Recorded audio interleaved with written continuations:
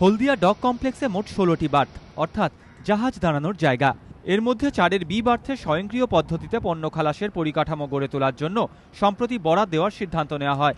বন্দরে পণ্য খালাস হয় 2টি পর্যায়ে। প্রথম পর্যায়ে জাহাজ থেকে পণ্য খালাস করে তা ডকের নির্দিষ্ট জায়গায় রাখা হয়। এরপর ডক থেকে ওয়াগন বা ট্রেকারে তুলে সেই পণ্য আমদানিকারীর কাছে পৌঁছে দেওয়া হয়। 2 এবং 8 নম্বর বার্থ যেখানে এবিজি গোষ্ঠী কাজ করত, সেখানে প্রথম এই 2টি পর্যায়ের কাজই একসঙ্গে করার জন্য বরাদ দেয় কলকাতা বন্দর কর্তৃপক্ষ। এভাবে বরাদ দেওয়ার ফলে বন্দরের সবচেয়ে বেশি আয় হচ্ছিল, কারণ এই 2টি বার্থে পণ্য খালাসের জন্য আমদানিকারী সংস্থাগুলির কাছ থেকে টন পিছু 227 টাকা করে আদায় করছিল বন্দর কর্তৃপক্ষ। কিন্তু 4-এর বি বার্থে টেন্ডার ডাকার সময় শুধুমাত্র জাহাজ থেকে পণ্য খালাসের জন্যই বরাদ দেওয়া হয়। ডক থেকে পণ্য খালাস বরাতের বাইরে রাখা হয়। হলদিয়া ডক অফিসার্স ফোরামের অভিযোগ, একটি বিশেষ সংস্থার কায়েমি স্বার্থ রক্ষা করার জন্যই এভাবে বরাদ দেওয়া হয়, কারণ ওই সংস্থাটি হলদিয়া ডক কমপ্লেক্সে ডক থেকে পণ্য খালাসের একচেটিয়া ব্যবসা করে। এই কাজের জন্য সংস্থাটি বছরে প্রায় 200 কোটি টাকা মুনাফা করলেও বন্দর কর্তৃপক্ষকে কোনো টাকাই দেয় না।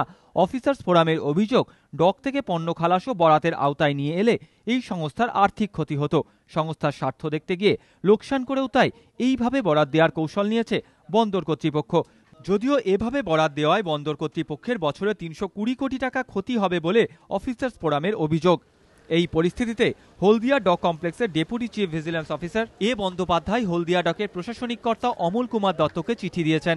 তিনি জানতে চেয়েছেন 4বি বার্থের জন্য এভাবে টেন্ডার কেন ডাকা হয়েছে, এভাবে টেন্ডার ডাকায় বন্দর কর্তৃপক্ষের বছরে কত টাকা রোজগার হবে। জাহাজ এবং ডক থেকে একসঙ্গে পণ্য খালাস করার জন্য যদি বরাদ দেওয়া হতো, তাহলেও বা কত টাকা রোজগার হতো। বৃহস্পতিবার কলকাতা বন্দরের ওসি পরিষদের বৈঠকে এই প্রসঙ্গ তোলেন বন্দরের কার্যনির্বাহী চেয়ারম্যান মনীষ জৈন। এরপরই 4বি বার্থের বরাত চূড়ান্ত করার সিদ্ধান্ত আপাতত স্থগিত করে দেয় ওসি পরিষদ। সংশ্লিষ্ট মহলের বক্তব্য, একদিকে অফিসার্স ফোরামের অভিযোগ, অন্যদিকে হলদিয়া ডকে নানা রকম দুর্নীতি নিয়ে কেন্দ্রীয় মন্ত্রী দীপা দাসমুন্সী সরব হওয়ার জেরেই ভিজিলেন্স কমিশনের নির্দেশে এই চিঠি দেওয়া হয়েছে। ধ্রুবজ্যোতি প্রামাণিক, এবিপি আনন্দ।